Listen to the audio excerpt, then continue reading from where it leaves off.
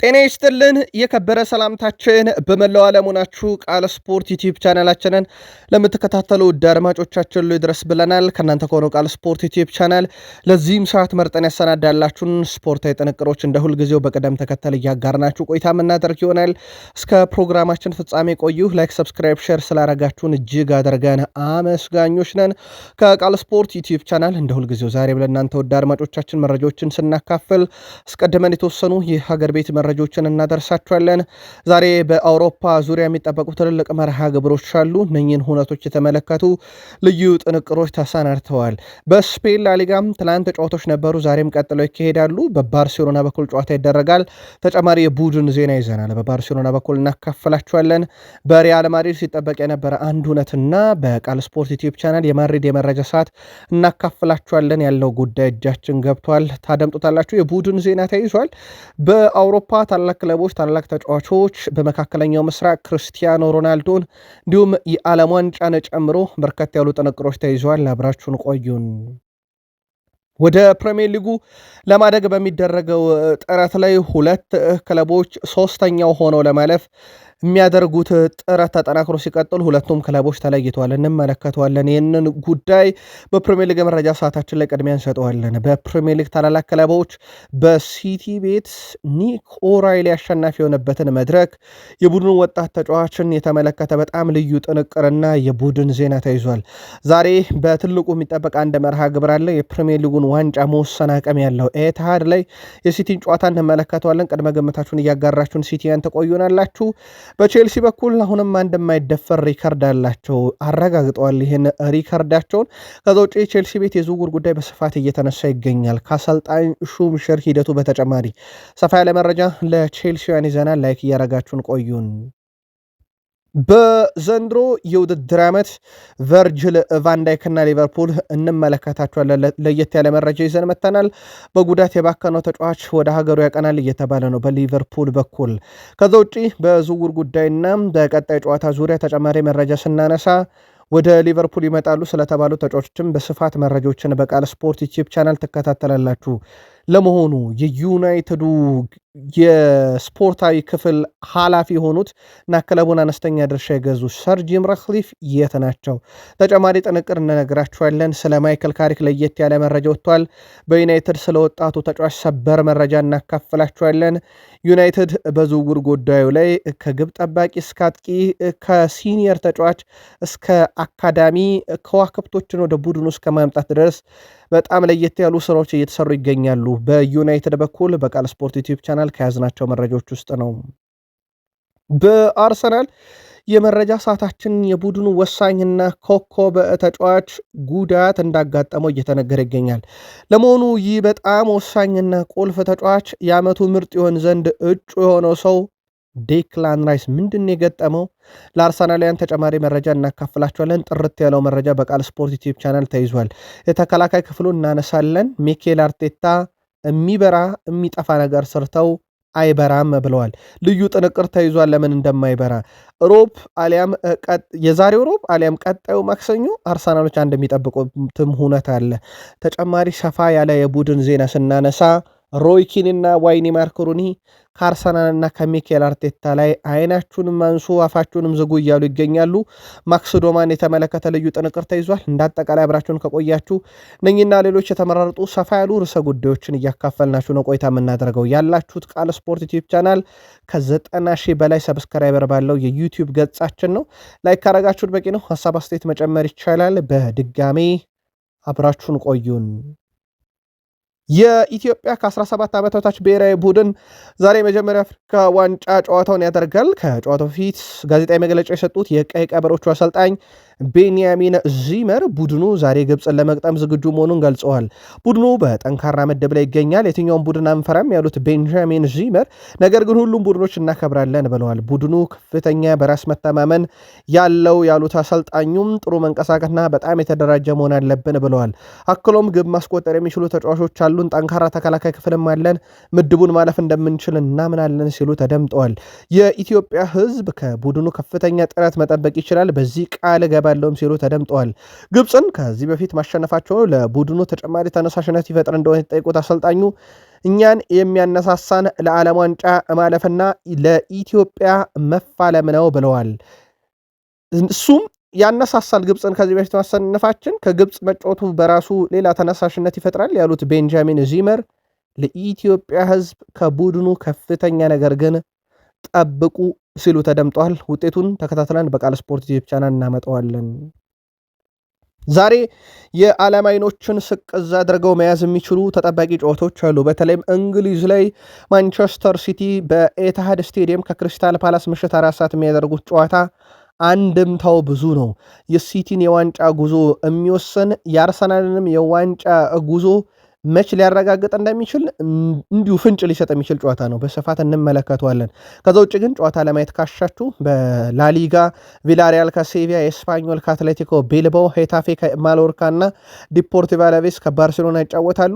በፍራንስ ሊጋ ስታድ ብሪስቶስ ከስትራስቡርግ ዛሬ ፍራንስ ሊጋን ዋንጫ አሸናፊ ሊያሳውቅ የሚል ጨዋታ ደግሞ በሌንስ እና በፓሪሰን ጀርሜን መካከል ምሽት 4 ሰዓት ይደረጋል። በተለይም ፒኤስጂ ካሸነፈ ሻምፒዮን መሆኑን ያውጃል። በጣሊያን አንድ መርሃ ግብር ይደረጋል። ይሄም የኮፓ ኢታሊያ የፍጻሜ ጨዋታ ነው። ላዚዮን ከኢንተር ያገናኛል። እንመለከተዋለን ይህንን ጨዋታ። ከዛ ውጪ በአሜሪካ ሜጀር ሊግ ሶከር 13ኛ ሳምንት መርሃ ግብር ሲናቲ ከኢንተር ማያሚ ከሌሊቱ 8 ሰዓት ከ30 ጀምሮ በኢትዮጵያን አቆጣጠር ዛሬ የሚካሄድ ይሆናል። ተጨማሪ ጥንቅር በጨዋታዎቹ ዙሪያ ይዘናል። ቅድመ ግምታችሁን እያጋራችሁን አብራችሁን ቆዩን።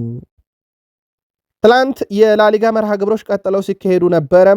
ሴልታ ቪጎን ከሌቫንቴ ያገናኘው ጨዋታ አንደኛው መርሃ ግብር ነበረ። ጨዋታው በእንግዳው ቡድን ሌቫንቴ 3-2 አሸናፊነት ተጠናቋል። የሌቫንቴን 3 የማሸነፊያ ግቦች ሸራርጅ በ43ኛው ደቂቃ ላይ፣ ዴላፎንቴ 57ኛው ደቂቃ እና ቡርጊው 63ኛው ደቂቃ ላይ ሲያስቆጥር ባለሜዳውን ሴልታ ቪጎ ከሽንፈት ያልታደጉ 2 ግቦችን በ4ኛውና በ48ኛው ደቂቃ ላይ ጁስ ጊያል ነበረ ከመረብ አዋህዶ የነበረው፣ ግን ባለሜዳውን ቡድን ከሽንፈት አልታደጉም። ሪያል ቤትስ በጣም ወሳኝ የተባለ ድል አሳክቷል። በሜዳውና በደጋፊ ኤልቼን ነው 2-1 በሆነ ውጤት ድል ያደረገው። የሪያል ቤትስን 2 የማሸነፊያ ግቦች በ9ኛው ደቂቃ ላይ ሄርናንዴዝ፣ በ68ኛው ደቂቃ ላይ ፎርላን ሲያስቆጥሩ በኤልቼ በኩል ከሽንፈት አልታደገች ብቸኛ ግብ ፎርንት ነበረ በ41ኛው ደቂቃ ላይ ከመረብ ያዋሃደው። በሳምንቱ ሽንፈት ገጥሞት የነበረው የዲየጎ ሲሜኔ ቡድን ወደ ድል ተመልሷል። በጣም ወሳኝ የተባለ ድል ነው ያስመዘገበው። ኦሳሱናን 2-1 በሆነ ውጤት ነው ድል ያደረገው። የአትሌቲኮ ማድሪድን 2 የማሸነፊያ ግቦች በ15ኛው ደቂቃ ላይ ኤድሞላ ሉክማን በፍጹም ቅጣት ምት፣ ሶሎሮስ በ71ኛው ደቂቃ ላይ በጨዋታ ሲያስቆጥሩ ባለሜዳው ነው ኦሳሱና ከሽንፈት ያልታደገች ብቸኛ ግብ ባርጅ ነበረ በ91ኛው ደቂቃ ላይ ከመረብ ዋህዷት የነበረው። ዛሬ ይቀጥላል እንዳልኳችሁ ቪላሪያል ከሴቪያ፣ ኤስፓኞል ከአትሌቲኮ ቤልባኦ፣ ሄታፌ ከማዮርካ እና ዲፖርቲቮ አላቬስ ከባርሴሎና ጨዋታቸውን ያደርጋሉ። የተወሰነ ነገር እንበላችሁ እዚኛው የዲፖርቲቮ አላቬስ እና የባርሴሎና ጨዋታ ላይ። ጨዋታው የሚደረገው ሜንዴ ዞራር ዞያ ስቴዲየም ላይ ነው፣ በዲፖርቲቮ አላቬስ ስቴዲየም ላይ። በዲፖርቲቮ አላቬስ በኩል በዚህ ዓመት 13 ድል 10 አቻ 17 ሽንፈት፣ በባርሴሎና በኩል 43 ድል 3 አቻ 8 ሽንፈት አስተናግደዋል። በአላቬስ በኩል በመጨረሻዎቹ 5 ጨዋታ 1 ድል ነው ያላቸው፣ 2 ተሸንፈው 2 አቻ ወጥተዋል። በባርሴሎና በኩል የመጨረሻ 5 ጨዋታ 5ቱንም ድል አድርጓል። በተለይም ባለፈው ሳምንት በኤል ክላሲኮ ካምፕኑ ሪያል ማድሪድ 2-0 አሸንፈው የዚሁ ላሊጋ ውድድር አሸናፊ መሆናቸው ይታወቃል። ከዚህም ጨዋታ አስቀድመው በነገራችን ላይ በጣም አስገራሚ መረጃ ዲፖርቲቮ አላቬስ እስካሁን አላሸነፈውም ባርሴሎናን። 8 የተገናኙት 2 ጊዜያቸው ወጥተዋል። 10 የተገናኙት 2 ጊዜያቸው ወጥተዋል። 8ቱን ባርሴሎና ድል አድርጓል። የመጨረሻ 4 ጨዋታ 4ቱንም ባርሴሎና ድል ሲያደርግ በሁለቱ ጨዋታ ደግሞ ግብ አልተቆጠረበትም። ዛሬ ምሽት 4 ሰዓት ከ30 ሲል ጨዋታው ይጀምራል። ቅድመ ግምት ማጋራት ይቻላል። የመጨረሻዎቹ ወራቶች ላይ ይገኛል ሮቤርት ሌዋንዶውስኪ። በቡድን ውስጥ እንግዲህ ከዚህ በላይ ይቀጥላል ተብሎ አይታሰብም። ምናልባትም እነ ፌራን ቶሬስ እነ ፌርሚን ሎፔዝ ከአማካይም እየሄዱ ማለት ነው። የቡድኑ ወሳኝና ቁልፍ ተጫዋች በተለይ የሚያጥቂ ክፍሉን በ9 ቁጥርም ጭምር ሊጠቀሙት ይችላሉ ሃንሲ ፊሊክ። ሮቤርት ሌዋንዶውስኪ ግን ምናልባትም የመጨረሻው ከሆነ 190 ጨዋታ 119 ግቦች 22 አሲስት 7 ዋንጫ በላሊጋው አለው።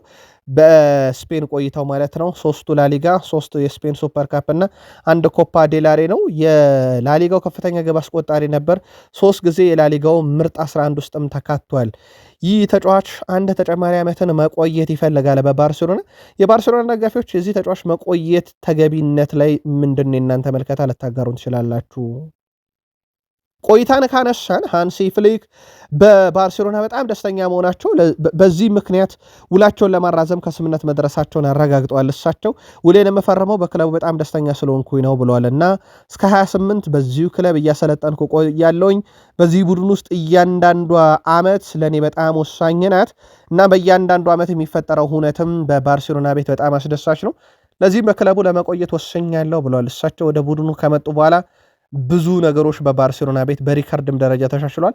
ለአብነት ያክል ዘንድሮ ባርሴሎና በካምፕኑ ባደረጋቸው ወይም በአጠቃላይ በሜዳው ባደረጋቸው 35 ጨዋታ 35ቱም ላይ ግብ አስቆጥሯል። ይሄ ትልቁ ነው በጨዋታ ብዛት ደረጃ። በ100% ካየን ግን ባየር ሙኒክም ከ33 የሜዳ ጨዋታ 33 ላይ ግብ አስቆጥሯል። የባርሴሎና ለየት የሚያደርገው የጨዋታው ብዛት ነው። 35 ደርሷል። ሃንሲ ፍሊክ እዚህ ቡድን ላይ ያልቀየሩት ነገር የለም ማለት ይቻላል። እዛው ባርሳ ቆይተን ባርሴሎና መግለጫ አውጥቷል። ውድ ቤተሰቦቻችን ባርሴሎና መግለጫ ያወጣው በፍሎሬንቲኖ ፔሬዝ ጋዜጣዊ መግለጫ ላይ ነው።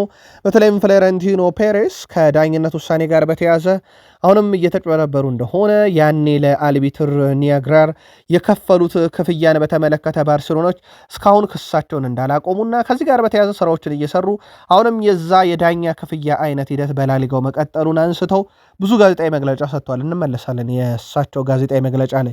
ከዚህ ጋር በተያዘ ታዲያ ባርሴሎና መግለጫ አውጥቷል። የባርሴሎና መግለጫም በሪያል ማድሪዱ ፕሬዚዳንት ፍሎሬንቲኖ ፔሬዝ በተሰጡ ጋዜጣዊ መግለጫ ላይ በተነሳንበት መንገድ የህግ ባለሙያዎቻችን ጉዳዩን በጥንቃቄ እየመረመሩ ነው።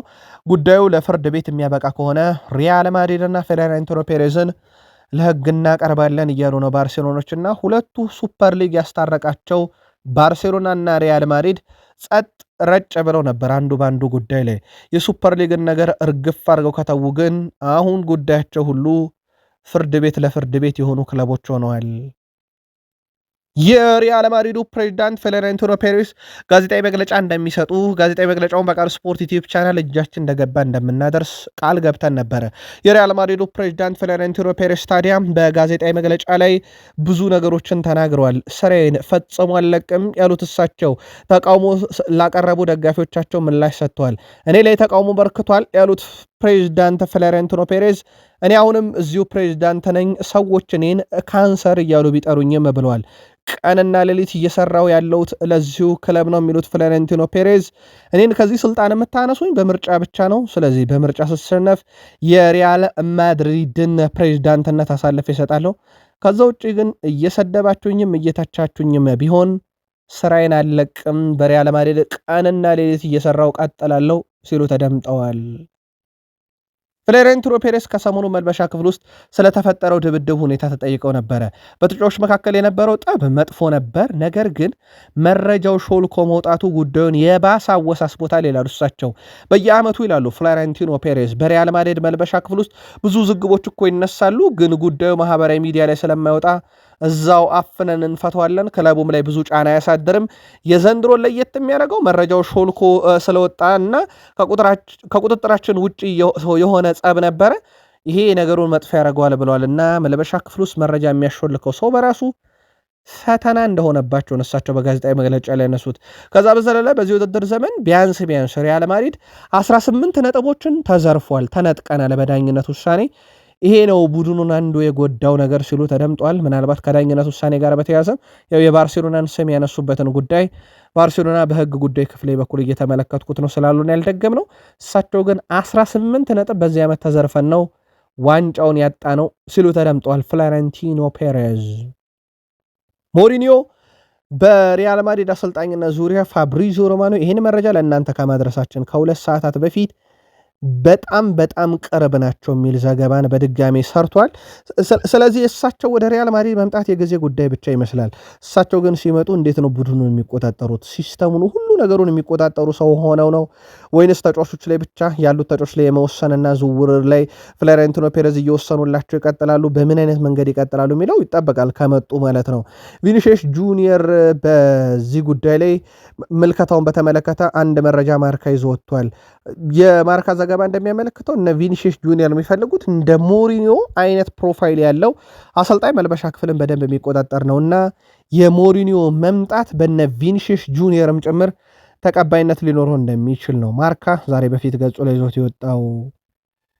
ኬሊያን ምባፔ ወደ ሪያል ማድሪድ ስብስብ በሪያል ኦቪዲዮ ጨዋታ ይመለሳል ተብሎ ይጠበቃል። ሐሙስ ነው ጨዋታቸውን የሚያደርጉት። ተጫዋቹ ምቾት ስላልተሰማው ብቻ በዚህ ሳምንት በኤል ክላሲኮ ጨዋታ እንዳልተጫወተ ይታወቃል። ከዚህ ጋር በተያያዘ ተጫዋቹ በኤል ክላሲኮ ጨዋታ ላይ ባይጫወትም በማህበራዊ ትስስር ገጹ ላይ ግን ያጋራው ምስል በወቅቱ በጣም አነጋጋሪ ነበር። እሱ እንደማይሰለፍ ወይም ከስብስብ ውጭ መሆኑ ሲረጋገጥ እሱ ደግሞ በስፖርት ቤት ውስጥ ሆኖ ራሱን በደንብ እያጠናከረ ያለበትን መንገድ በማህበራዊ ሚዲያ መልቀቁ ትንሽ ነገሩን አወዛጋቢ አድርጎት ነበረ። ለምን ያንን አደረገ በሚል ልክ በጉዳት የለም በተባለ ቅጽበት ነበረ ያንን አድርጎት የነበረውም። በወቅታዊ ጉዳይ በቃል ስፖርት ዩቲዩብ ቻናል እንደነገርናችሁ የቤርናቤው ጨዋታዎች ግን እንዲዘሉት ይፈልጋል። ምክንያቱም ከሰሞኑ የደረሰበት ተቃውሞ ቀላል ተብሎ የሚነገር አይደለም። እሱም ፈጽሞ ያልጠበቀው አይነት ተቃውሞ ነው ሰሞኑን ሲያስተናግድ የነበረውና ከዛ ጋር በተያያዘ ጉዳይ ነው። ለማንኛውም በፊትነስ ደረጃ ጥያቄ ካልተነሳበት ከጉዳት ተገግሞ ሐሙስ መጫወት ይችላል። ሰርጂዮ ራሞስ ከ3 ወር በፊት ሴቪያን ለመግዛት ከስምምነት መድረሱና የህግ ስራዎች የወረቀት ስራዎች በሚቀጥሉት 3 ወራት ይጠናቀቃሉ ብለናችሁ ነበረ።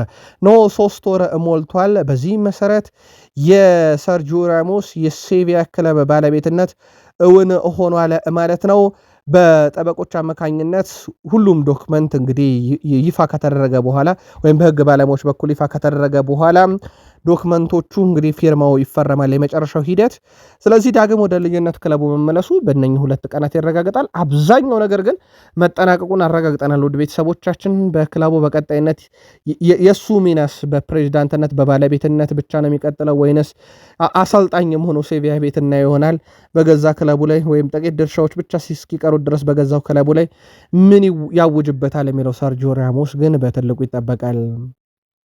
ኤንድሪክ በፍራንስ ሊጋ ውሰት ካመራ በኋላ 1151 ደቂቃን ተጫውቷል። በነገራችን ላይ የፍራንስ ሊጋ የዓመቱ ምርጥ ተጫዋች ዴምቤሌን የተባለው በርካቶች በዚህ ተጫዋች መመረጥ ሂደት ላይ በጣም ግር እንዳላቸው በተለይም ምርጫው ራሱ ከፓሪሰን ጀርሜን ቢሆን እነ ቪታኒያ ባሉበት እነ ዦዋ ኔቬዝ ባሉበት እነ ክቫራትስኬሊያን በወጥ ብቃት እየተጫወቱ ባሉበት ሂደት ላይ እንዴት የፍራንስ ሊጋ የዓመቱ ምርጥ ተጫዋች ተብሎ ኡስማን ዴምቤሌ ተመረጠ የሚለው በጣም አነጋጋሪ ነበር። ያውም በውሰት ከሪያል ማድሪድ በጥር በመጣው ኤንድሪክ የጨዋታ ደቂቃ ብዛቱን ላይ እየተበለጠ ማለት ነው። ጉዳዩን ግን እንዴት ትመለከቱታላችሁ እናንተ? አጋሩን። የቀድሞ የኦስማን ዴምቤሌ የቡድን አጋር የነበረው የባርሴሎና ጋቪ ግን ኦስማን ዴምቤሌ ልክ እንደ ወንድሜ ነው፣ እናም ስለሱ በጠንቅቅ ያውቃለኝ፣ የዓለማችን ምርጡ ተጫዋች ነው፣ ልክ እንደ ላሚን ያማል ሁሉ እያለ ይገኛል። በተጨማሪነት እዛው ፓሪሰን ጀርሜን ቆይተን ፒኤስጂ በጠንካራ ሁኔታ አሁንም ዝውውሮች ላይ ይሳተፋል ተብሎ ሲጠበቅ የዩሊያን አልቫሬስን ጉዳይ ግን አጥብቀው እየሰሩበት እንደሆነ መረጃዎች እየወጡ ይገኛሉ። ይሄ የዝውውር ጉዳይ ያው ክረምት የዝውውር መስኮቱ ተከፍቶ እልባት እስካልተሰጠ ድረስ የዩሊያን አልቫሬስ ስም ከበርካታ ክለቦች ጋር ግን መያያዙ የሚቀር አይመስልም። አሁን ፓሪስ ሳን ዠርሜን ደርሷል። ዛሬ በጣሊያን የፍጻሜ ጨዋታ ይደረጋል። የኮፓ ኢታሊያ የፍጻሜ ጨዋታ በላዚዮ እና በኢንተር ሚላን መካከል ነው የሚደረገው። ላዚዮ 14 ድል 15 አቻ 11 ሽንፈት በዚህ ዓመት አስተናግዷል። በኢንተር በኩል 35 ድል 6 አቻ 10 ሽንፈት ገጥሟቸዋል። ስታዲዮ ኦሎምፒክ ዲ ሮማ ስቴዲየም ላይ ዛሬ ምሽት 4 ሰዓት ከ30 ሲል ጨዋታው የሚጀምር ይሆናል። በሁለቱ ክለቦች መካከል ያሉ ሁኔታዎችን ደግሞ እንመልከታቸው ውድ ቤተሰቦቻችን።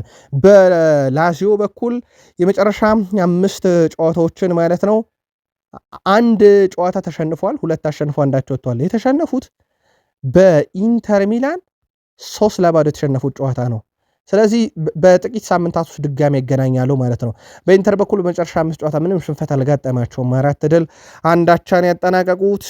በሁለቱ ክለቦች መካከል የነበረው የእርስ በርስ ግንኙነቶችን ብንመለከት ውድ ቤተሰቦቻችን የዚህ የኮፓ ኢታሊያ ታሪካቸው ማለት ነው ወደ 10 ጊዜ ተገናኝተዋል። 7 ጊዜ ኢንተር አንድ ጊዜ ደግሞ በላዚዮ አሸናፊነት 2 ጊዜ ደግሞ አቻ ወጥተዋል። ለመጨረሻ ጊዜ በተገናኙበት 4 ጨዋታ ላይ ደግሞ ኢንተር ሚላን 3ቱን ድል ሲያደርግ አንድ ጊዜ ብቻቸው ወጥተዋል። ነገሮች ሁሉ በኢንተር እጅ ያሉ ይመስላሉ። ግን የፍጻሜ ጨዋታ ነው እንዳልኳችሁ። ይህ ጨዋታም በኮፓ ኢታሊያ የሚደረግ ነው። ምሽት 4 ሰዓት ሲል ይጀምራል ጨዋታው በስታዲዮ ኦሎምፒክ ዲ ሮማ ስቴዲየም ላይ። የጣሊያን ሴሪ አሸናፊ ኢንተር ወይንስ ላዚዮ? ማን ሻምፒዮን ሊሆን ይችላል? ዛሬ ቅድመ ግምት ማጋራት ይቻላል። በጣሊያን ሴሪ ኤ የ36ኛ ሳምንት ሁሉም መርሃ ግብሮች ተደርገው ከተጠናቀቁ በኋላ የሳምንቱ ምርጥ 11 በ3-4-3 ፎርሜሽን የጣሊያን ሴሪ ኦፊሻል ገጽ ይፋ አድርጎታል። በዚህ የምርጥ 11 ስብስብ ውስጥ ግን ውድ ቤተሰቦቻችን ሻምፒዮን ኢንተር አውታሮ ማርቲኔዝ ላይ እሱን ያጣመረው ከዶኒ ማለን እና ከቪላሆቪች ነው። ከዩቬንቱስ እና ከሮማ ተጫዋች አማካይ ክፍሉንም ብናየ ከናፖሊ፣ ከአታላንታ፣ ከቦሎኛ፣ ከኢንተር መልሶ ከቦሎኛ ተከላካይ ክፍል ላይ ደግሞ ከቶሪኒዮ እና ከሮማም የተካተቱ አሉ። የአታላንታው ግብ ጠባቂ ካረስኪም ተመርጧል። በጣሊያን ሴሪ የተቀሩ 2 መርሃ ግብሮች ብቻ እንዳሉ ይታወቃል። ሞር ነኚህ መርሃ ግብሮች የአውሮፓን ትኬትና በጣሊያን ሴሪ ለመትረፍ በሚደረገው ጥረት ላይ በጣም ወሳኝነት ያላቸው መርሃ ግብሮች ናቸው። በትልቁ ሲጠበቅ ነበረ በመካከለኛው ምስራቅ የአልናስር እና የአል ሂላል ጨዋታ ባቸው ውጤት ተጠናቋል። 1-1 በሆናቸው ውጤት ለአልናስር ግን በጣም የሚያስቆጨው ውድ ቤተሰቦቻችን አልናስር ትላንትና ሻምፒዮን ሊሆን 10 ሰከንድ ሲቀረው ነው ጎል የተቆጠረበት። እናም ትላንትና ሻምፒዮንነቱን ከማወጅ 10 ሰከንድ ብቻ ቀርቶት አመልጦታል። ጨዋታው 1-1 ሲጠናቀቅ ሲሚካን 37ኛው ደቂቃ ላይ አልናስርን መሪ አድርጎ ጨዋታው በዛው ቀጠለ። በኋላም ላይ 98ኛው ደቂቃ ላይ የእጅ ውርወራ አገኙ አልሂላሎች። በረጅሙ የተወረወረው የእጅ ኳስ ቤንቶ በራሱ መረብ ላይ ያሳርፈው። በተለይም ግብ ጠባቂው የሰራው ስህተት ቀላል የሚባል አይደለም። ማንም በሌለበት ወጥቶ ያንን አይነት ስህተት ከራሱ ተጫዋች ጋር መስራቱ፣ ምክንያቱም የአልናስሩ ተከላካይ ጀርባውን ለግቡ ሰጥቶ እንዳለ ይታወቅ ነበረና አልናስር አምልጦታል። ትላንትና በ10 ሰከንድ ልዩነት አልናስር የዋንጫውን አሸናፊነት ማረጋገጥ የሚችልበት ግን ሌላ እድል አለው። አልናስር 83 ነጥብ ይዞ መራል። አልሂላል በ78 በ5 ነጥቦች ዝቅ ብሎ ይከተላል። ቀሪ አንድ ጨዋታ ግን አለው አልሂላል። ቀሪውንም ጨዋታ ቢያሸንፍ ግን ከአልናስር ነጥብ መስተካከል አይችልም። አልናስር በቀጣይ በራሱ ዋንጫውን ለማሳካት ዳማከል ማሸነፍ በቂው ነው። ቀጣይ ሳምንት ላይ በአልናስር በኩል በአንድ ቀን ልዩነትም ሻምፒዮን መሆን ይችላሉ። በ2 ቀን ልዩነት ሻምፒዮን መሆን ይችላሉ። ይህ ውድ ቤተሰቦቻችን ቅዳሜ በኤዥያ ሻምፒዮንስ ሊግ 2 የፍጻሜ ጨዋታ ከጋምባ ጋር ጨዋታቸውን ያደርጋሉ። ካሸነፉ የኤዥያ ሻምፒዮንስ ሊግ 2 ዋንጫ ባለቤት ሆኑ። ከዛ እሁድ ጨዋታ አለ ደግሞ አልሂላል ከኒዮም ጋር ይደረጋል። ያ ጨዋታውን አልሂላሎች የግድ ማሸነፍ አለባቸው። አልሂላል ከተሸነፈ አልናስር ሳይጫወት የዋንጫ ባለቤት ይሆናልና በተከታታይ ቀን 2 ቀን ውስጥ አልናስር 2 ዋንጫዎችንም ሊያነሳ ይችላል። ሮናልዶም የናፈቃትን ዋንጫ ሊያገኛት ይችላል። ትላንትና እጅግ በጣም አዝኖ ነበር። ባለቀ ደቂቃ ግቡ ሲቆጠር እንዳልኳቸው 10 ሰከንድ ነው ዳኛው ፊሽካል ሊነፋ ቀርቶት የነበረው። ለመጨረሻ ጊዜ ሮናልዶ የሊግ ዋንጫ ያነሳው ከ6 ዓመት በፊት ነበረ። አልናስር ደግሞ ከ7 ዓመት በፊት ነው። ሮናልዶ ለማንኛውም ይህንን የዋንጫ ጥሙን እንደ ክለብም እንደ ቡድንም ለመቁረጥ ቀጣይ ሳምንት አልዳማከን ማሸነፍ በቂያቸው ነው። አሜሪካ በዓለም ዋንጫ ላይ የሚሳተፉ የ5 የኢራቃውያንን ተጫዋቾች ቪዛ መከልከሏ ይፋ እየተደረገ ይገኛል። የዓለም ዋንጫ የዘንድሮ ይለያል ሲባል በምክንያት ነው። እግር ኳሳዊ ያልሆኑ ጉዳዮች የሚያምሰው እግር ኳስ ሳይሆን ሀገር አስተዳዳሪ የሆኑት ዶናልድ ጄ ትራምፕም ቢሆን ጣልቃ የሚገቡበት ሲያሻቸው ሽልማት ከኖቤል ሽልማት ውጪ ሲደረጉ በፊፋ በኩል አዲስ ሽልማት ተዘጋጅቶ የተሰጣቸው ሰው በዓለም ዋንጫ ላይ የሚወስኗቸው ውሳኔዎች እያንዳንዳቸው የዓለም ዋንጫውን እንዳይጎዳው ስጋቶች አሉ። በዛ ላይ ውዱ የዓለም ዋንጫ ነው። እሳቸው በራሳቸው ከፍዬ ገብቻ ላይ የሚያሉት ነው። አሁን ታዲያ የቪዛ ክልከላው ከደጋፊ ከፍ ብሎ ተጫዋቾች ላይ ደርሷል። ለምን ከለከሉ በሚለው ጉዳይ ላይ ግን ያው ተጨማሪ መረጃዎችን እናጣራለን። ግን ያው የሚታወቁ ምክንያቶች አሉ። ግን ተጨማሪና ጥንቅቅ ያሉ መረጃ ስናገኝ እናካፍላቸዋለን። በዓለም ዋንጫ አንጋፋው ሰው ሊያሰለጥኑ መሆኑ ተረጋግጧል። ወደ ቤተሰቦቻችን ዲክ አቮካት ቀጣዩ የኩራሳው አሰልጣኝ ሆነው የዓለም ዋንጫ ላይ እንመለከታቸዋለን። አድቮካትስ በ78 ዓመታቸው የዓለም ዋንጫን የመሩ በእድሜ አንጋፋው ሰው ሆነዋል። በነገራችን ላይ እሳቸው ልጃቸው ታማባቸው ለዓለም ዋንጫ ኩራሳውን ካበቁ በኋላ በኖቬምበር 2025 ጀምሮ ቡድኑ ይዘው ነበረ። ፌብራሪ 2026 ላይ ግን ለቀቁ እሳቸው፣ ምክንያቱም ልጃቸው ታማባቸው ነበረ፣ ሴት ልጃቸው። በኋላም ላይ እሳቸውን ተክተው ፍሬድ ሩትን እያሰለጠኑ ነበር። ነገር ግን በርከት ያሉ የክለቡ ተጫዋቾች የለም ዲክ አድቮካት ይመለሱልን ባሉት መሰረት የኩራሳው እግር ኳስ ፌዴሬሽን የ78 ዓመቱን ዲክ አድቮካትን መልሶ አሰልጣኝ አድርጎ በ78 ዓመታቸው የዓለም ዋንጫ ላይ ሀገር ይመራሉ ማለት ነው። ቃል ስፖርት ላይ ናችሁ።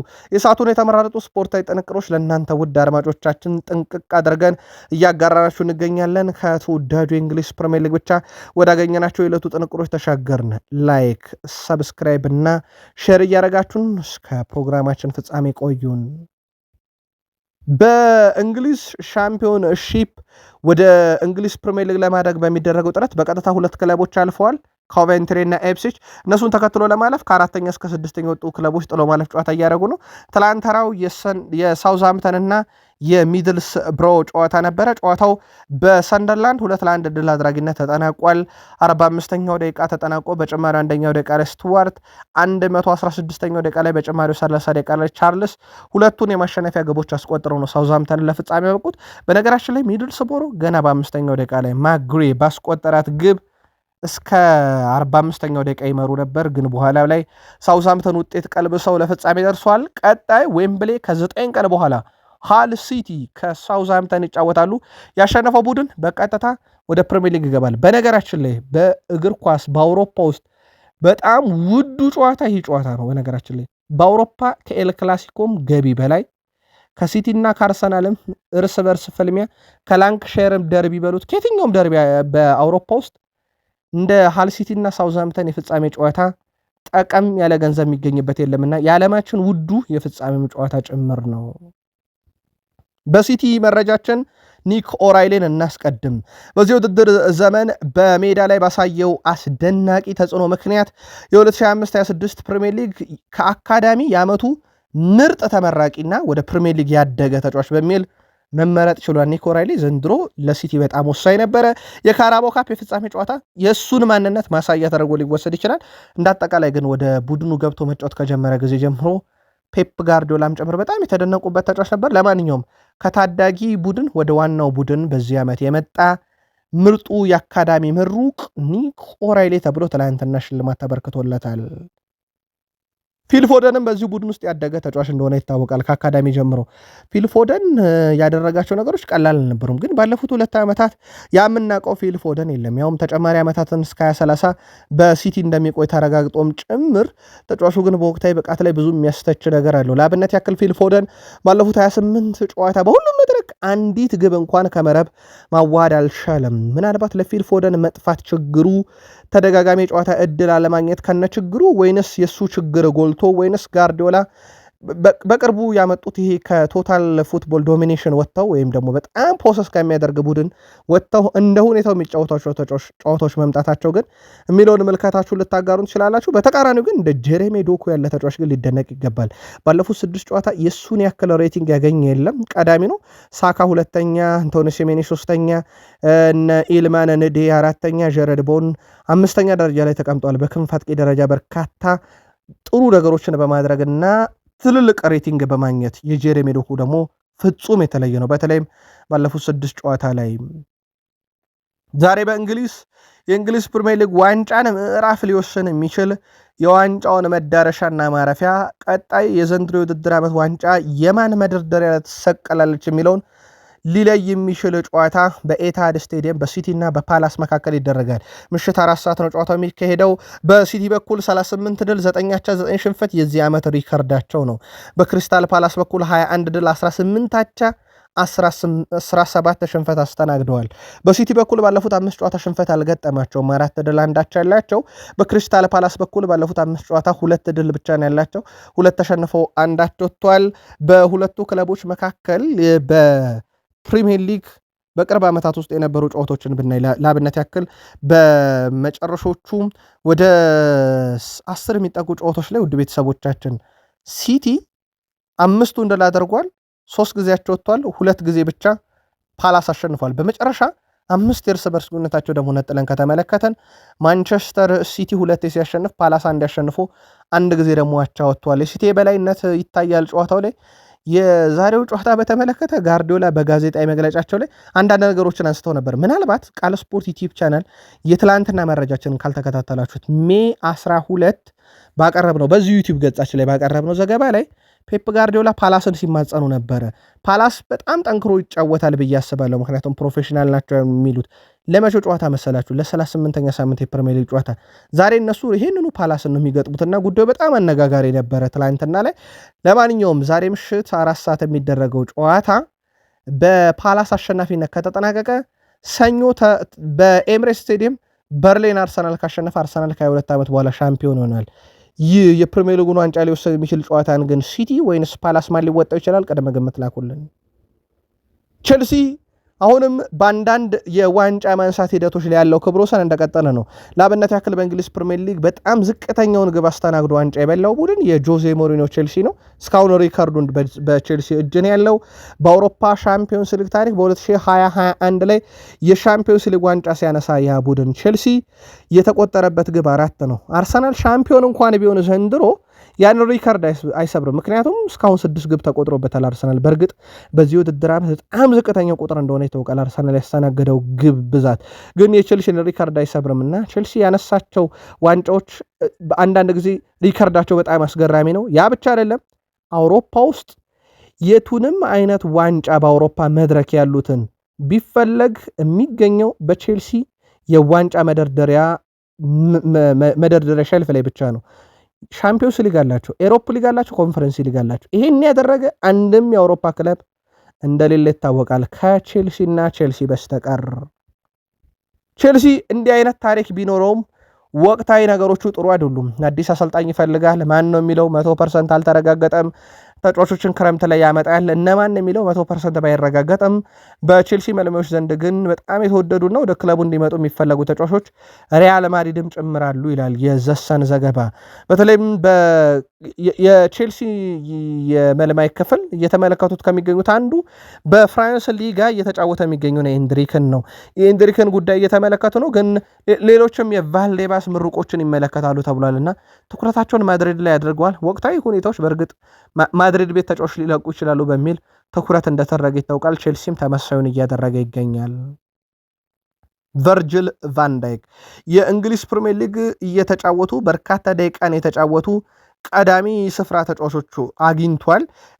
ቨርጅል ቫንዳይክ ዘንድሮ ከ4761 ደቂቃ በላይ በሁሉም መድረኮች የተጫወተ የፕሪሚየር ሊግ ተጫዋች በመሆኑ ቅድሚያውን ይወስዳል። ለሊቨርፑል ምን ያህል ወሳኝ እንደሆነ ማሳያ ነው። እንደ ተጫዋች የጨዋታ ደቂቃው ከበዛ ቁልፍ ተጫዋች ነበር እንደማለት ነው።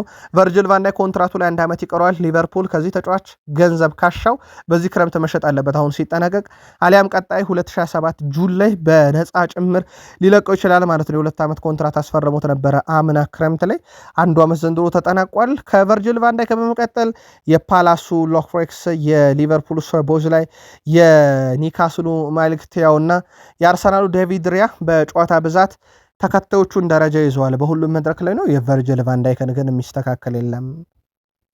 በጉዳት አመቱን ሙሉ ያሳለፈው ማለት ይቻላል። ምክንያቱም ሲመጣም ጉዳት ላይ ነበረ፣ የፊትነስ ችግር ነበረው። ከዛ ተጎድቶ ረጅም ጊዜ አሁን በጥቂት ጨዋታዎች ላይ እየተሳተፈ ይገኛል። ኢሳክ ግን ከብሔራዊ ቡድን ጥሪ ደርሶታል። በጣም አነጋጋሪ ጉዳይ ሆኗል። ለማንኛውም 55 የመጀመሪያ ጥሪ ውስጥ ኢሳክ ተካቷል። ወደ ዓለም ዋንጫ ያቀናል አያቀና የሚለው ግልጥ አይደለም። በቪክተር ዮኬሬሽ ግብ ዓለም ዋንጫ የበቃችው ስዊድን በቀጣይ ለአሌክሳንደር ኢሳክ የመጨረሻ ጥሪ ታደርጋለች አታደርገ የሚለውን እንከታተለዋለን። የሊቨርፑል አጥቂ ግን የመጀመሪያ ዙር ጥሪ ደርሶታል። ምናልባት እዛው ሊቨርፑል ላይ የቡድን ዜና እናንሳ። አሊሰን ቤከርን እናንሳ። አጥቂ ላይ ስለነበር ግብ ጠባቂው ጋር እንሂድ። አሊሰን ቤከር ከጉዳት አገግሞ የፊታችን አርብ በሚደረገው የአስቶን ቪላ ጨዋታ ላይ ሊገኝ ይችላል ተብሎ ይጠበቃል። ምናልባት ግን ከእሱ ጋር በተያያዘ ምናልባት ጥንቃቄ ሂደት ከተሞላ ከብሬንትፎርድ ጋር በሚደረገው ጨዋታ ሊገኝ ይችላል። ከዛ ውጭ ግን ውድ ቤተሰቦቻችን በሱ ዙሪያ ክለቡን ሊለቅ የሚችልበት እድል ዩቬንቱስ ሊቀላቀል እንደሚችል ይታወቃልና ማን እሱን ይተካለ በሚል ትራንስፈር ማርኬት ይዞት በወጣው መረጃ መሰረት ኤሚሊያኖ ማርቲኔዝ የ33 ዓመቱ ግብ ጠባቂ ስሙ አለ ሊቨርፑል ቤት እየተባለ ነው። ግን እድሜው ትልቁ መከራከሪያ ጉዳይም ነው ይላል የትራንስፈር ማርኬት ዘገባ። ሊቨርፑል በዚህ ክረምት የአንዶሜንዴና ብራድሊ ባርኮላን በእጩነት እንደያዘ ይታወቃል። ወደ ቡድኑ ለማምጣት ግን ከሁለት አንዱን ነው ለማስፈረም በጀት የያዙት። ለአብነት ያክል በቀጣይ ውድድር ዓመት ይህ የሳላን መውጣት እንዴት አድርገን እንተካለን የሚለው የቦርዱ ውይይት አንደኛው አጀንዳ ነው። በሰው እንተካ ወይንስ በሲስተም እንተካው ሳላን የሚለው ትልቁ ጥያቄ ነው እና ውይይት እየተደረገበትም ያለ ነው። ግን እንደ ኒኮ ባርኮላ እና የአንዶሜንዲ ቀጣዩ ሳላ እንዲሆኑ ይፈለጋል። ወደ ቡድኑ መጥተው ራሱን ሳላን በቦታው መተካት አይደለም። ግን ለአብነት ያክል ዲያዝ በሚጫወትበት ቦታ ላይ በጣም ቶፕ ክላስ የሆነ ተጫዋች መጥቶ የማጥቃት ሚዛኑ ወደዛም ካደገ ሰየው ሳላህን በተዘዋዋሪ እንደመተካት ነው። ያንን እቅድ ይዘዋል። ለክረምት የዝውውር መስኮት የአንዶሜንዲ፣ ብራድሊ ባርኮላ፣ ባንዙማ ቱሬ፣ አዳም ዋርተን እና ማርኮ ሴኔስ በሊቨርፑል ዝርዝር ውስጥ በዋነኝነት ያሉ ናቸው። ለመሆኑ ሰር ጂም ራትክሊፍ የት ናቸው? የዩናይትድ አነስተኛ ድርሻ ባለቤት፣ ስፖርታዊ ጉዳዮች ተቆጣጣሪው ሰው። እሳቸው በነገራችን ላይ ሚዲያ ላይ ከቅርብ ጊዜ ወዲህ ጠፍተዋል። በተለይም ይሄ ከስደተኞች ጋር በተያዘ አንድ ቃለ መጠይቅ ካደረጉ በኋላ አይደለም ሚዲያ ላይ ብቅ ሊሉ ለዩናይትድም ጠንቅ ይሆናል ንግግሩ ሲባል ነበር። በኋላም ላይ እንግዲህ የሚዲያው ዘመቻ ዩናይትድ ላይ እሳቸውም ላይ ቀዝቀዝ ብሏል። እሳቸው ከሚዲያው ቢጠፉም ግን ከመጋረጃ ጀርባ የማንቸስተር ዩናይትድ ዝውውር ላይ አጥብቀው እየሰሩ ነው ተብሏል።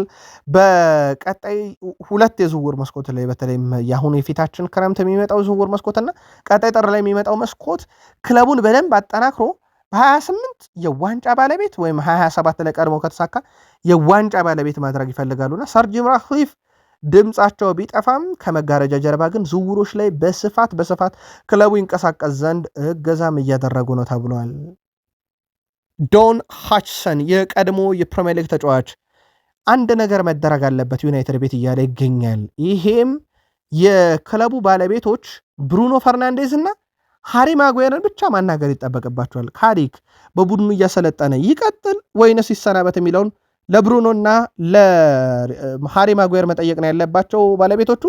በእርግጠኝነት ብሩኖና ሃሪ ማጓየር በዚህ ሰዓት ከካሪክ ውጪ ምርጫ ይኖራቸዋል ብዬ አላሰብም። እነሱም እንደሚስማሙ እርግጠኛ ነኝ። ከዛ በኋላ የዩናይትድ ሰዎች በቀጥታ ማድረግ ያለባቸው ለካሪክ ሹመት መስጠት ብቻ ነው። ካሪክ ሹመቱ አይገባውም በሚል ጉዳይ ላይ እኔ አልስማማም እያለ ይገኛል። በእርግጥ ዩናይትድ ቤት እሳቸው ቡድኑ ወደ አውሮፓ ሻምፒዮንስ ሊግ ከመለሱ በኋላ ጥቂቶችም ቢሆኑ ለስለስ ብለው መወድስ እያቀረቡላቸው ያኔ ሲቃወሟቸው የነበሩ ዩናይትድ ከፕሮፋይሉ አንጻር ቶሎ ዋንጫ የሚያነሳ ልምድ ያለው አሰልጣኝ ያስፈልገዋል ወደሚል ደግሞ ክርክር እንደተቀየረ ይታወቃል። ለማንኛውም የቀድሞ ተጫዋች ዶን ሃችሰን የሊቨርፑል የቀድሞ ተጫዋች ነው። በነገራችን ላይ ማይክል ካሪክ ሹመት ሊያገኝ የብሩኖና የሃሪ ማጓየርን ቃለ መቀበል ብቻ በቂ ነው እያለ ይገኛል። የማንቸስተር ዩናይትድ ወጣት አጥቂ ጄጄ ጋብርኤል ከ18 ዓመት በታች የፕሪሚየር ሊግ የዓመቱ ምርጥ ተጫዋች ተብሎ ተመርጧል። ልብ አድርጉ፣ ከ18 ዓመት በታች የተመረጠው እድሜው ገና 15 ነው። የ15 ዓመቱ ጄጄ ጋብርኤል በዚህ ውድድር ዓመት 23 ጎሎችን አስቆጥሯል። በተጨማሪነት 3 ኳሶችን አመቻችቶ አቀብሏል። ታዳጊው በ23 ጨዋታ 26 የግብ ተሳትፎ አለው እንደማለት ነው። ጄጄ ጋብርኤል በውድድር ዓመቱ በ23 ጎል የሊጉ ሁለተኛ ከፍተኛ ግብ አስቆጣሪ ሆኗል፣ በታሪክ ማለት ነው። ሽልማቱን በማሸነፊያ በጣም ተደስቻለሁ፣ አሰልጣኞቼና የቡድን አጋሮችንም አመሰግናለሁ ያለው ጄጄ ጋብርኤል በቀጣይ ህልሜ በአካዳሚ መቅረት ሳይሆን በዋናው ቡድን ማንቸስተር ዩናይትድ መጫወቱን እያለ ይገኛል። ምናልባት ቀጣይ የሚመጣው አሰልጣኝ ካሪክም ይሁን ለታዳጊ ተጫዋቾች የሚሰጡት ቦታ እንዴት ያለ ነው የሚለው በጣም ወሳኝነት ይኖረዋል ለጄጄ ጋብርኤል እድገትም። ራዲክ ቪቴክ ባለፈው ሳምንት ወደ ካሪንግተን ተመልሷል። ግዳጁን ጨርሶ በሻምፒዮንሺፕ የውሰቱል ነበረ። ማንቸስተር ዩናይትድ በተጫዋቹ ላይ መጨረሻ ውሳኔ ያልወሰነም። ሚረር ስፖርት ይዞት በወጣው መረጃ መሰረት ይሄ የግብ ጠባቂ ብቃት ከፍ ያለ ነው። ራዳክ ቪቴክ በነገራችን ላይ በሻምፒዮንሺፕ በጣም ድንቅ ነበረ። አሁን በፕሪሚየር ሊጉ የሴላመንስ ተጠባባቂ እናድርገው እንሽጠው የሚለው የመጨረሻ ውሳኔ ያልተወሰነም፣ ግን ከሻምፒዮንሺፕ መጥቷል። ሌላው በሻምፒዮንሺፑ ሲዳክር የነበረው ሌስተር ወደ ታችኛው ሊግ እንደወረደ ይታወቃል። እናም እዛ ቡድን ውስጥ ያለ አንድ ታዳጊ ተጫዋችን እየተመለከተ ነው ማንቸስተር ዩናይትድ። ይህ ታዳጊ የሌስተሩ ጀረሜ ሞንጋ ይባላል። በሊግ 1 ሌስተር ቀጣይ መጫወቱን ተከትሎ ዩናይትዶች ወደ አካዳሚያቸው ማምጣት ከሚፈልጉት ተጫዋች አንደኛው መሆኑን ነው ስካይ ስፖርት የዘገበው። በዩናይትድ እንዳጠቃላይ የተጫዋቾች ዝርዝር በርከት ያለ ነው። 3 አማካይ ይፈልጋሉ። ኤሊዮት አንደርሰን፣ ሳንድሮ ቶናሊ፣ ማቴዎስ ፈርናንዴስ፣ ካርሎስ ባሌባ፣ አዳም ዋርተን፣ ታይለር አዳምስ በትልቁ ናቸው። በነገራችን ላይ ሁሉም እንግሊዝ ውስጥ ፕሪሚየር ሊግ ውስጥ የሚጮቱ የእንግሊዝ ውስጥ ያሉ ተጫዋቾች ናቸው። በዜግነት እንኳን እንግሊዛዊም ባይሆኑ የዩናይትድ ልምድ ያለውን ተጫዋች ከፕሪሚየር ሊጉ ማምጣት በሚለው ቀመራቸው ያምነው የብሪያን ቤሞንና የማቲያስ ኩኛ በተወሰነ መንገድ እንደሰራላቸው ይታወቃል። ሌላው የበርንማውዙን ተጫዋች ክሩፒንም ዩናይትድ ይመለከት ነበረ፣ ግን 4 ዓመት ኮንትራቱ ላይ ያለ በጣም ትልቅ ገንዘብ ይፈልጋል። ይህ ዝውውር ወደ ዩናይትድ ብቻ ሳይሆን ወደ ሌሎች ክለቦች የሚፈጸሙ ነገሩ በጣም ዝቅተኛ ነው። ሌላው ማንቸስተር ዩናይትድ በትልቁ እየተመለከተው ያለው ልክ እንደ ቼልሲ ሁሉ ሪያል ማድሪድን ጸብ ሁኔታ ነው። ኦሬል ሹዋሜኒን የካዜሜሮ ተተኪ የማድረግ እቅድ ነበረው። ማንቸስተር ዩናይትድ ግን አሁን የማድሪዱን ቫልቬርዴም ሁኔታ እየተከታተሉ ነው። ተጫዋቹ ከሹዋሜኒ ጋር በተፈጠረ ጸብ ምክንያት ከስብስብ ውጭ እንደተደረገ ይታወቃል። ሪያል ማድሪድ በተጫዋቹ እጅግ የተበሳጩ ሲሆን በዚህም ክረምት ላይ ሊሸጧቸው ይችላሉ ከተባሉ ተጫዋቾች አንዱ ፌድ ቫልቬርዴ ከሆነ ዩናይትድ አይናቸውን አያሹም ይመለከቱታል። ልክ እንደ ኦሪዮል ሹዋሜኒ ግን ከኦሪዮል ቹዋሚኒ እና ከፌድ ቫልቬርዴ አንዳቸውን ነው ዩናይትድ እድሉ ካለ ሊያስፈረመው የሚችሉት፣ ግን እድሉ ይገኛሉ የሚለው ትልቁ ጥያቄ ነው። ማንቸስተር ዩናይትድ በ27 ላይ አዲስ 4ኛ መለያ ይፋ ያደርጋል። 4ኛ መለያ ለማዘጋጀት እቅድ ይዟል የተባለው የመለያው እንግዲህ ሂደት በሊግ እንደማይለበስ ይልቁንስ በጥሎ ማለፍ ጨዋታና እንደ ሻምፒዮንስ ሊግ ባሉ ጨዋታዎች ላይ ዩናይትዶች ሊጠቀሙት እንደሚችሉ ነው ይፋ የተደረገው። ይህም የክለቡን ገቢ ለመጨመር እንደ ወሳኝ እቅድ ተይዟል። እንዳልኳችሁ በፕሪሚየር ሊግ ሳይሆን በጥሎ ማለፍና በሻምፒዮንስ ሊግ ነው የሚጠቀሙት። ያው ሻምፒዮንስ ሊግ 2026/27 ይከፈላሉ። ብሪያን ቤሞ አልደርስም አለኝ ያለው ማለት ነው። ትናንትና ቃል ስፖርት ዩቲዩብ ቻናል በምሽት ዘገባችን ላይ ብሪያን ቤሞ ቀጣይ መጠበቅ ያልቻልኩት ከዩናይትድ ጋር የአውሮፓ ሻምፒዮንስ ሊግ ምሽትን ማሳለፍ ነው ማለት ይታወቃል። ለማንኛውም ዩናይትድ አዲሱ መለያ 2027 ላይ ይፋ ያደርገዋል ተብሏል። ሰበር መረጃ፣ ዴክላን ራይስ ምቾት እየተሰማው አይደለም። ይህ የህመም ስሜት ያለው ደግሞ ጀርባው ላይ ነው፣ ወገቡ ላይ ተብሏል እና የወገቡ ዝቅተኛው ወይም የታችኛው ክፍል ላይ ህመም ስሜት እንደተሰማው ተረጋግጧል። በዌስትሃም ዩናይትድ ጨዋታ ላይ ይሄ በግልጽ እንደታየ ፋብሪዚዮ ሮማኖ የሚረር ስፖርትን ዘገባ እና የዴሊ ሜልን ዘገባ ዋቢ አድርጎ ይዞ ወጥቷል። አሁን ትልቁ ጥያቄ ዴክላን ራይስ የጉዳቱ መጠን ቀጣይ ጨዋታ ላይ እንዲገኝ ያደርገዋል አያደርገውም ነው። ይህን ጉዳይ በተመለከተ የአሰልጣኝ ሚኬል አርቴታ ጋዜጣዊ መግለጫ ይጠበቃል። ነገር ግን ተጫዋቹ ህመሙ የከፋ ሳይሆን ቀርቶ ከዚሁ ምቾት ከማይሰማው ሂደት ጋር ይቀጥል ከተባለ ግን ምናልባት ለዓለም ዋንጫውም ሊያሰጋው ይችላል። ከእንግሊዝ ብሔራዊ ቡድን ጋር የመገኘቱ ሂደትና ዴክላን ራይስ ያለውን ነገር ሁሉ ለአርሰናል ከሰጠ በኋላ የወገቡ የታችኛው ክፍል ላይ ግን ህመም እየተሰማው ነው። የህክምና ምርመሮች ይደረጋሉ። ውጤቶች ይፋ ሲደረጉ በቃል ስፖርት ዩቲዩብ ቻናል እንከታተሏለን። የሚካኤል አርቴታም ጋዜጣዊ መግለጫ እንከታተሏለን። አርሰናል ግን በሲቲ ነጥብ መጣል ላይ ተመርኩዞም ይሁን በየትኛውም አጋጣሚ ፕሪሚየር ሊጉን ቀድሞ ካሳካ እረፍት ከሚሰጠው ተጫዋች ግን አንዱ መሆኑንም ነው ፋብሪዚዮ ሮማኖ በዘገባው ይዞት የወጣው። በአርሰናል በኩል ምናልባት ትላንትና ካልተከታተላችሁን ቤን ዋይት ከውድድር ዓመት ውጭ ሆኗል። በቃል ስፖርት ዩቲዩብ ቻናል ትላንትና ዘገባውን ሰርተንላችኋል። የ26ም የዓለም ዋንጫም ያመልጠዋል ተብሎ ይታሰባል። ዛሬ በእርግጥ ተጨማሪ ምርመራ ይደረግለታል። የተከላካይ ክፍሉ ላይ አሁን ዩሊያን ቲምበር የግድ ቢያንስ ለአውሮፓ ሻምፒዮንስ ሊግ ፍጻሜ ከቫራታስኬሊያን ቀጥ ለማድረግ የሚያስፈልገው የአርሰናል አስገዳጁና ብቸኛውም አማራጭ ሆኗል። ቤን ዋይት ጉዳት የተረጋገጠ ስለሆነ ከውድድር ዓመት ውጭ ስለሆነ፣ ከዛ ውጭ ግን የአርሰናል የመከላከል ክፍል ጠንካራ ነው። ለአብነት ያክል አርሰናል በክፍት ጨዋታ ባለፉት 5 ጨዋታ 1 ጎል እንኳን አላስተናገደም። ይሄ በክፍት ጨዋታ ማለት ተከላካዮቹ በደንብ ቦታቸውን ማርክ አድርገው ዋን ቱ ዋን ይሄ ማንቱማንም ወይም ደግሞ ሰው በሰው ማርክ በማድረግ ሊሆን ይችላል፣ ስፔሶችን በመዝጋት ቦታ በመዝጋት በሚደረግ የመከላከል ሂደት ላይ የሳሊባና የማጋሌሽ ጥምረት በራሱ ፍጹም አስደናቂ ነው። ባለፉት 5 ጨዋታ አንድም ኳስ ከክፍት ጨዋታ አርሰናል ግን አላስተናገደም።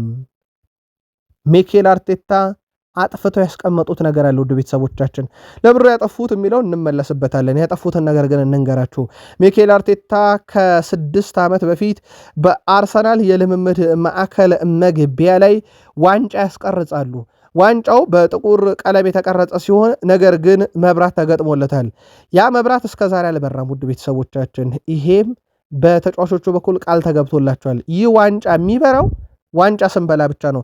ስለዚህ ዋንጫ ከመጣችሁ ይህ ዋንጫ ላይ የተለጠፉ መብራቶች እንዲበሩ እናደርጋለን። ዋንጫ አንጡ ተብሏል እና የአርሰናል ተጫዋቾች ከዛሬ 6 ዓመት በፊት በጥቁር ቀለም የተቀረጸው የፕሪሚየር ሊግ ዋንጫ በአርሰናል የልምምድ መግቢያ በር ላይ እስከ ዛሬ መብራቶቹ እንደጠፉ ናቸው። በዚህ ዓመት ያበሩት ይሆን ወይ የሚለው በትልቁ ይጠበቃል። አርሰናል የፕሪሚየር ሊጉን ዋንጫ ለማንሳት 22 ዓመት ጠብቋል። ይሄ ምንም ጥያቄ የለውም። የ22 ዓመት ጥበቃውን በሶስት አጋጣሚዎች ግን ሊያሳካው ይችላል። ለአብነት ያክል ዛሬ ፓላስ ነጥብ የሚጥል ከሆነና በፓላስ ሲቲ ነጥብ የሚጥል ከሆነና ሰኞ ድል የሚያደርግ ከሆነ አርሰናል ዋንጫ ይበላል። ከዛ ይቀጥላሉ። ውድ ቤተሰቦቻችን ሌሎች አርሰናል ዋንጫ ሊበላባቸው የሚችሉ መንገዶች ማለት ነው። ቀጣይ ማክሰኞ ሲቲ ከበርንማውዝ ይጫወታሉ። ያንም ጨዋታ ምናልባት ፓላስን ዛሬ ያሸነፈው ሲቲ በርንማውዝም ጨዋታ ሲቲ ነጥብ የሚጥል ከሆነ አርሰናል ሻምፒዮን ሆናል። ምናልባት የአርሰናል ደጋፊዎች ሻምፒዮን መሆናችን ካልቀረመ ኤምሬትስ ላይ ቢሆንልን የሚሉትም ከረጅም ጊዜ በኋላ የሚገኝ ዋንጫ ስለሆነ ነው። በነገራችን ላይ እስከ 38ኛ ሳምንት ጉዞ ከቀጠለ ዋንጫ አሸናፊ ሳይረጋገጥ እና አርሰናል የመጨረሻውንም ጨዋታ ድል አድርጎ ከሆነ ማሳካት ያለበት ሴልኸርስት ፓርክ ላይ ነው ያ ጨዋታ የሚደረገው።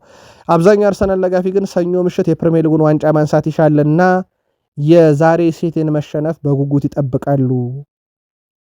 ፖል ቴርኒ የበርሌውን ጨዋታ በመሃል ሜዳ ዳኝነት እንዲመሩ ተመርጧል። የፊታችን ሰኞ የሚደረገውን ጨዋታ ከአርሰናል ጋር በተያያዘ በዛው መረጃዎችን እንቀጥል። ሚኬል አርቴታ ልታከብሩት ይገባል እያለ ነው። ሮይ ኪን ድንቅ ስራ ሰርቷል፣ ሊከበር ይገባል ብሏል። ከዛ በዘለለ ዋይዲ ማርኩኒ ሰዎች አርሰናልን ለምን እንደሚጠሉ በፍጹም አይገባኝም። ብዙ አስደናቂ ስራ ተሰርቷል በአርሰናል ቤት። አሁን ያሉበትም ስኬት ይገባቸዋል። ዋንጫውም ማንም ምንም ሳይቸገሩ ያነሳሉ ብዬ አስባለሁ። ለአመታት ከነሱ ጋር ተቀናቃኝ ሆነን ተጫዎች ያለው ግን አርሰናልን ለምን በዚህን ያክል ደረጃ ሰዎች እንደሚጠሉ አላቅም። ተገቢነት ያለውም አይመስለኝም ሲል ተደምጧል። በርካቶች የግል ምልከታ አላቸው። አንድ በትልቁ የሚነሳው ግን አርሰናል ጥላቻ ያለ ወይም አብዛኛው ጥላቻ ለአርሰናል ያላቸው ያለ ዋንጫ የአውሮፓ ትልቁና ግዙፉ ክለብ ሆኖ አሁንም ከነክብሩ መቀጠሉ እንደ ምክንያት በርካቶች ያነሱታል። ግን ይሄ ምክንያት ነው ብላችሁ ታስባላችሁ ወይ? ወይንስ አርሰናል የሚጠላበት የተለየ ምክንያት አለ? ግን ጻፉልን። ማክስ ዶማን ታሪካዊ በሆነው የመጀመሪያ የውድድር ዘመኑ የፕሪሚየር ሊግ ውድድር ዘመኑ ምርጥ በክለቡ ተጽዕኖ ያደረገ ተጽዕኖ ፈጣሪ ተጫዋች በሚል ወይም ደግሞ በአካዳሚ ውስጥ የአካዳሚ ፍሬ ሆኖ በመጀመሪያ ዓመቱ ምርጥ ጊዜን ያሳለፈ በሚል ሽልማት ተበርክቶለታል። ገና 16 ዓመቱ ነው። በጣም አስደናቂ ውድድር ዓመት እያሳለፈ ይገኛል። አዲስ የሚል ቃል ከተጠቀምን ለፕሪሚየር ሊጉ አዲስ ባይሆንም ለአርሰናል ግን አዲስ አጥቂ ሆኖ የመጣው ቪክተር ዮኬሬሽ በውድድር ዓመቱ 20 ሲደመር ግቦችን በሁሉ መድረክ ለአርሰናል አስቆጥሯል። ከ1999 ቴሪ ዳንኤል ሄንሪ እና ከ2014ቱ አሌክሲስ ሳንቼዝ በመቀጠል ዋይኔ ማርክ ሩኒ ይህ ሙሉ የውድድር ዓመቱ ስለ ተጫዋቹ በተመለከተ ሲተች ነበር፣ ግን በጣም አስደናቂ ነበር ቪክተር ዮኬሬሽ ብሏል። ለቡድኑ የሚያበረክተው ነገር ተከላካዮች ሁሌም ስራ እንዲበዛባቸው ያደርጋል፣ እንዲንቀሳቀሱና ይሄ የመከላከል ሂደቱ ላይ እንዲዛቡ በማድረግም ትልቅ ድርሻ ተወጥቷል። የሃላንድን ያህል ግቦችን እንዳላስቆጠር አውቃለሁ የሚለው ዋይኔ ማርክ ሩኒ ነገር ግን ለቡድኑ በጣም ወሳኝ ነበረ። እናም ሁለቱም ክብሮች በተለይም ሻምፒዮንስ ሊግን ፕሪሚየር ሊግ የሚሳኩ ከሆነ የተጫዋቹ ሚና በትልቁ መነገር ይጀምራል እና የቪክተር ዮኬሬሽ ሚና ቀለል ተብሎ የሚነገር አይደለም እያለ ነው ዋይኔ ማርክ ሩኒ። የእንግሊዝ ፕሪሚየር ሊግ ዳኞች ማህበር ፕሬዚዳንት ሃዋርድ ዌብ ዳቪድ ሪያ ላይ የተሰራው ጥፋት ትክክል መሆኑና ግቡ መሻሩ ልክ መሆኑን አስረድተዋል። የዕለቱ ዳኛ የዌስትሃም ዩናይትድን ግብ መሻራቸው ትክክል መሆኑን ነው ሃዋርድ ዌብ ያረጋገጡት። ስለ ክስተቱ ማብራሪያ የሰጡት የቀድሞ ዳኛ ሃዋርድ ዌብ በኔ አስተያየት ግልጽ ጥፋት ብለውታል። ግብ ጠባቂ በተቃራኒ ተጫዋች ተይዞ ወይም ተደናቅፎ ስራውን እንዳይሰራ ከተገታ ጥፋት እንዲሆን አመቱን ሙሉ አጽንኦት ሰጥተን ስንናገር ነበረ። እናም ያ ነገር ነው የተፈጠረው። ስለዚህ ምንም የተፈጠረ አዲስ ነገር የለም፣ ህጉ በትክክል ነው የተከበረው ብሏል።